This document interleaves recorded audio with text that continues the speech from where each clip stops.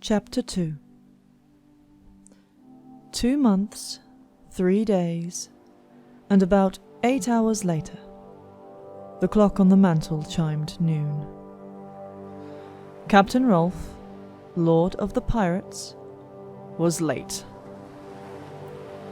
Then again, so were Cellenia and Sam, but Rolf had no excuse. Not when they were already 2 hours behind schedule. Not when they were meeting in his office. She couldn't control the winds, and those skittish sailors had certainly taken their time sailing into the archipelago. She didn't want to think about how much gold Arobin had spent bribing the crew to sail into the heart of pirate territory. But Skulls Bay was on an island, so they hadn't really had a choice about their mode of transport. Cellenia, concealed behind a far too stuffy black cloak, tunic, and ebony mask, rose from her seat before the Pirate Lord's desk. How dare he make her wait? He knew precisely why they were here, after all. 3 assassins had been found murdered by pirate hands, and Arobin had sent her to be his personal dagger, to extract retribution, preferably the gold kind, for what their deaths would cost the Assassin's Guild. With every minute he makes us wait, Cellenia said to Sam, the mask making her words low and soft. I'm adding an extra 10 gold pieces to his debt. Sam, who didn't wear a mask over his handsome features, crossed his arms and scowled. You'll do no such thing. Arobin's letter is sealed, and it's going to remain that way. Neither of them had been particularly happy with Arobin announcing that Sam would be sent to the Dead Islands with Cellenia. Especially when Ben's body, which Cellenia had retrieved, had barely been in the ground for 2 months. The sting of losing him hadn't exactly worn off. Her mentor had called Sam an escort, but Cellenia knew what his presence meant. A watchdog. Not that she'd do anything bad when she was about to meet the Pirate Lord of Aurelia. It was a once-in-a-lifetime chance, even though the tiny, mountainous island and ramshackled port city hadn't really made much of an impression so far. She'd been expecting a manor house like the Assassin's Keep, or at least a fortified, aging castle. But the Pirate Lord occupied an entire top floor of a rather suspect tavern. The ceilings were low, the wooden floors creaked, and the cramped room, combined with an already sizzling temperature of the southern islands, meant Cellenia was sweating buckets beneath her clothing. But her discomfort was worth it. As they strode through Skulls Bay, heads had turned at the sight of her. The bellowing black cape, the exquisite clothing, and the mask transformed her into a whisper of darkness. A little intimidation never did any harm. Cellenia walked to the wooden desk and picked up a piece of paper. Her black-gloved hand turned it over to read the contents. A weather log. How dull. What are you doing? Cellenia lifted another piece of paper. If his pirateness can't be bothered to clean up for us, then I don't see why I can't have a look. He'll be here any second, Sam hissed. She picked up a flattened map, examining the dots and markings along the coastline of their continent. Something small and round gleamed beneath the map, and she slipped it into her pocket before Sam could notice. Oh, hush, she said, opening the hutch on the wall adjacent to the desk. With these creaking floors, we'll hear him a mile off. The hutch was crammed with rolled scrolls, quills, and old coins, and some very, very expensive-looking brandy. She pulled out a bottle, swirling the amber liquid in the sunlight streaming through the tiny porthole window. "Care for a drink?" "No," Sam snapped, half twisting in his seat to watch the door. "Put it back, now." She cocked her head, twirled the brandy once more in the crystal bottle, and set it down. Sam sighed. Beneath her mask, Cellenia grinned. "He can't be a very good lord," she said, "if this is his personal office." Sam gave a stifled cry of dismay as Cellenia plopped onto the giant armchair behind the desk and set about opening the pirate's ledgers and turning over his papers. His handwriting was cramped and near illegible, his signature nothing more than a few loops and jagged peaks. She didn't know what she was looking for exactly. Her brows rose a bit at the sight of a piece of purple, perfumed paper signed by someone named Jacqueline. She leaned back in the chair, propped her feet on the desk, and read it. She raised a brow, but didn't realize he couldn't see. The mask and clothing were a necessary precaution, one that made it far easier to protect her identity. In fact, all of Eroban's assassins had been sworn to secrecy about who she was, under the threat of endless torture and eventually death. Cellenia huffed, though her breath only made the interior of the insufferable mask hotter. All that the world knew about Cellenia Saradothin, Ardalin's assassin, was that she was female, and she wanted to keep it that way. How else would she be able to stroll the broad avenues of Rifthold, or infiltrate grand parties by posing as foreign nobility?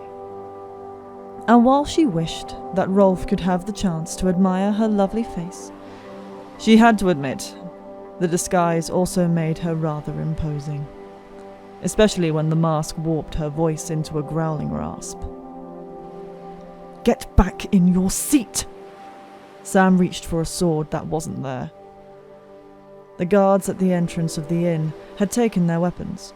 Of course, none of them had realized that Sam and Cellenia were weapons themselves.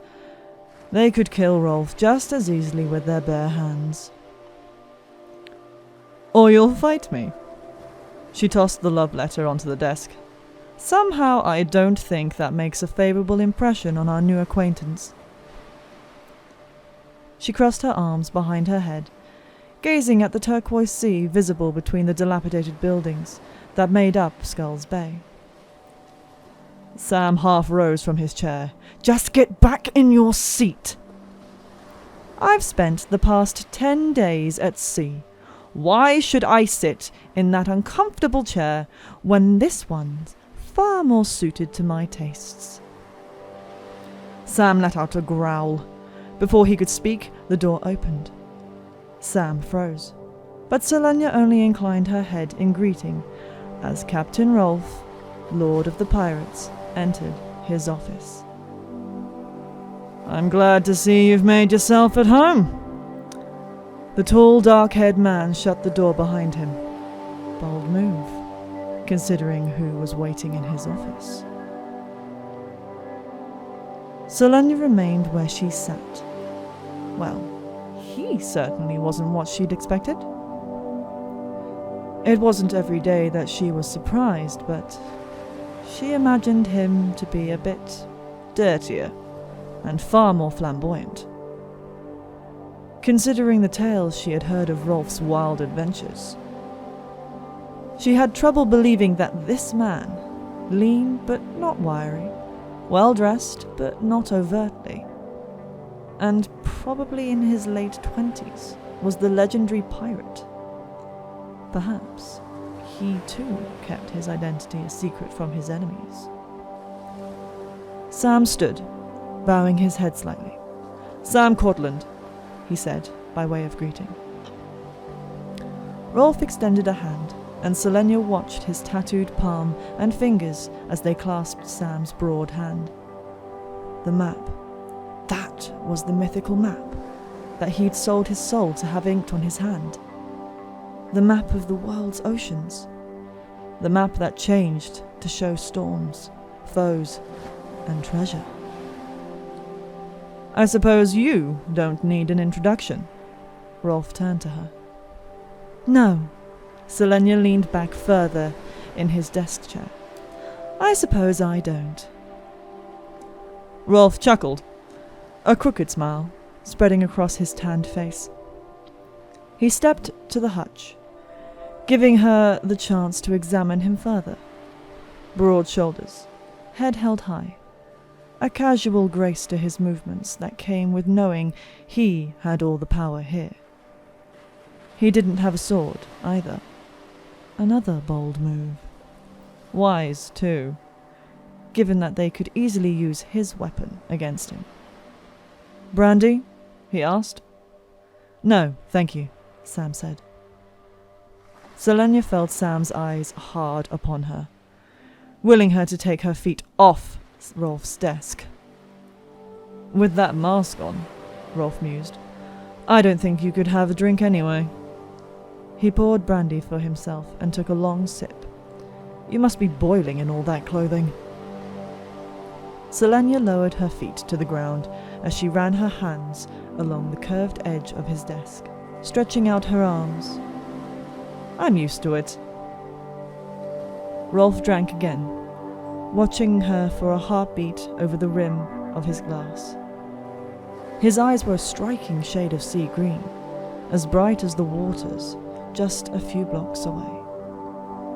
Lowering the glass, he approached the end of the desk.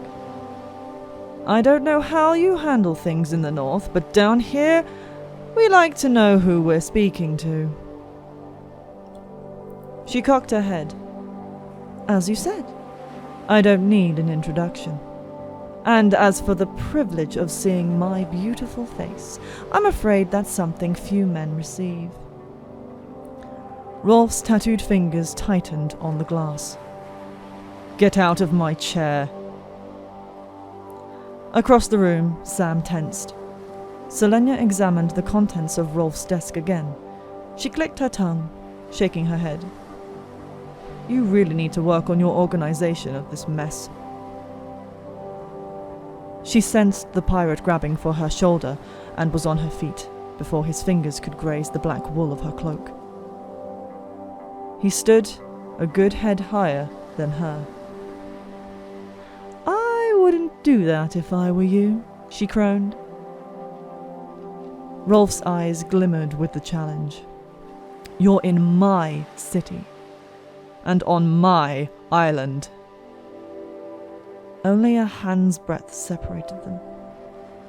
You're not in any position to give me orders. Sam cleared his throat, but Cellenia stared up into Rolf's face, his eyes scanning the blackness beneath the hood of her cloak. The smooth black mask, the shadows that concealed any trace of her features. Cellenia, Sam warned, clearing his throat again. Very well, she sighed loudly and stepped around Rolf, as if he were nothing but a piece of furniture in her way. She sank into the chair beside Sam, who flashed her a glare that burnt enough to melt the entire of the frozen wastes. She could feel Rolf watching their every movement, but merely adjusted the lapels of his midnight blue tunic before sitting down. Silence fell, interrupted only by the cry of gulls circling the city above, and the shouting of pirates calling for one another in the filthy streets. Well? Rolf rested his forearms on his desk. Sam glanced at her. Her move. You know precisely why we're here, Cellenia said. Or perhaps all that brandy's gone to your head. Shall I refresh your memory? Rolf gestured with his green, blue, and black hand for her to continue, as if he were a king on his throne, listening to the complaints of the rabble. Ass. 3 assassins from our guild were found dead in Belhaven. The one that got away told us they were attacked by pirates. She draped an arm along the back of her chair. your pirates. And how did the survivor know they were my pirates? She shrugged. Perhaps it was the tattoos that gave them away. All of Rolf's men had their wrists tattooed with an image of a multicolored hand. Rolf opened a drawer in his desk, pulled out a piece of paper, and read the contents. He said, "Once I caught wind that Arobin Hamel might blame me, I had the shipyard master of Belhaven send me these records. It seems the incident occurred at 3 a.m, at the docks." This time, Sam answered, "That's correct." Rolf set down the piece of paper and lifted his eyes skyward.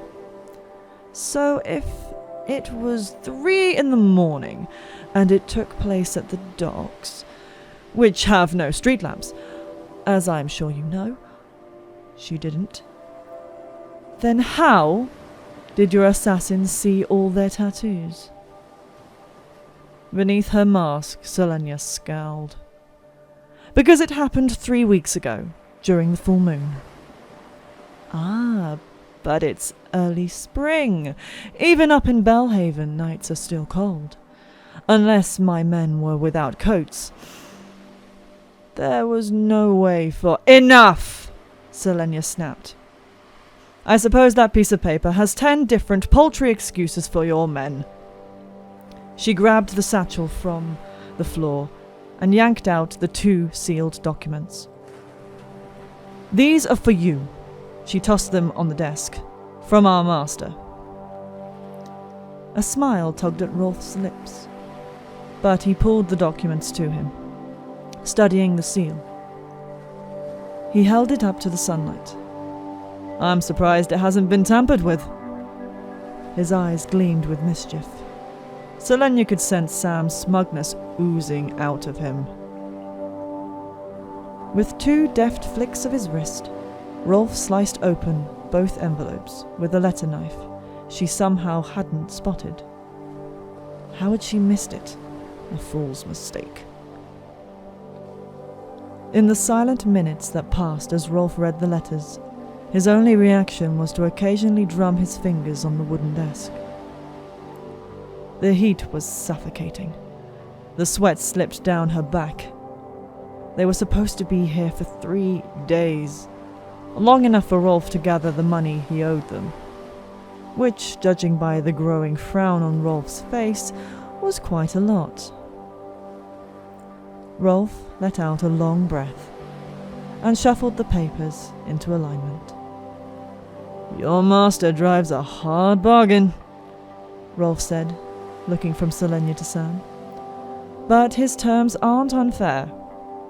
Perhaps you should have read the letter before you started flinging accusations at me, and my men. There will be no retribution for those dead assassins, whose deaths, your master agrees, were not my fault in the least. He must have some common sense then." Cellenia quelled the urge to lean forward. If Arobin wasn't demanding payment for the deaths of those assassins, then what were they doing here? Her face burned. She'd looked like a fool, hadn't she? If Sam smiled just the slightest bit. Rolf drummed his inky fingers again and ran a hand through his shoulder-length black hair. "As for the trade agreement he's outlined, I'll have my accountants draw up the necessary fees, but you'll have to tell Arobin that he can't expect any profit until at least the 2nd shipment. Possibly the 3rd. And if he has an issue with that, he can come down here and tell me himself." For once, Cellenia was grateful for the mask. It sounded like they'd been sent here for some sort of business investment. Sam nodded at Rolf, as if he knew exactly what the Pirate Lord was talking about. "And when can we tell Arobin to expect the 1st shipment?" he asked. Rolf stuffed Arobin's letters into the desk drawer and locked it. "The slaves will be here in 2 days, ready for your departure the day after. I'll even loan you my ship. So you can tell that trembling crew of yours they're free to return to Rifthold tonight, if it pleases them. Cellenia stared at him. Arobin had sent them here for slaves? How could he stoop so disgustingly low? And to tell her she was going to Skulls Bay for one thing, but to really send her for this? She felt her nostrils flare.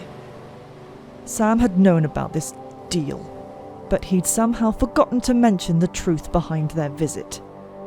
Even during the 10 days they spent at sea. As soon as she got him alone, she'd make him regret it. But for now, she couldn't let Rolf catch on to her ignorance. You'd better not botch this, Cellenia warned the pirate lord. Arobin won't be pleased if anything goes awry. Rolf chuckled. You have my word it will go according to plan.